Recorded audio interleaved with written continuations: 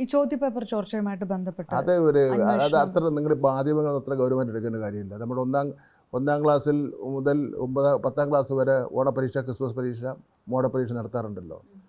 അതിലൊന്നും SLC പരീക്ഷ നടത്തുന്ന പോലുള്ള സെക്യൂരിറ്റി ഒന്നും ഉണ്ടാവാറില്ലല്ലോ.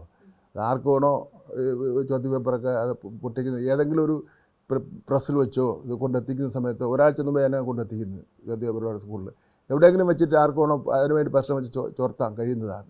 അപ്പോൾ അത് അത്ര ഗൗരവമുള്ള വിഷയമായിട്ടൊന്നും ഞങ്ങൾ കാണുന്നില്ല. ഈ വലിയ ട്യൂഷൻ സെൻ്ററുകളൊക്കെ ഇത് ഇൻവോൾവ് ആയിരിക്കുന്നതുകൊണ്ടാണല്ലോ ഇത് വലിയ ചോദ്യമായിട്ട് ചോദിക്കുന്നത്.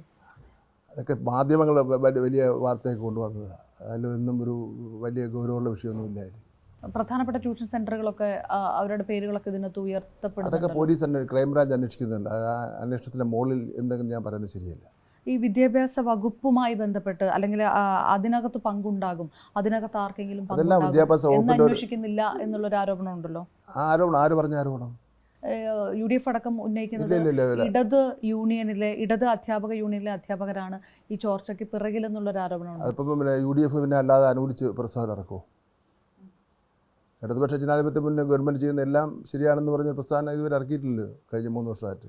ഇതിന് മാത്രം ഇറക്കും. ട്യൂഷൻ സെൻ്ററിൻ്റെ അഭിഭാഷക ഒരു CPM നേതാവിൻ്റെ ഭാര്യയാണ് എന്നുള്ള തരത്തിൽ ഞാനൊന്നും അന്വേഷിക്കാൻ പോയിട്ടില്ല. എനിക്കതിനെപ്പറ്റി അറിയില്ല.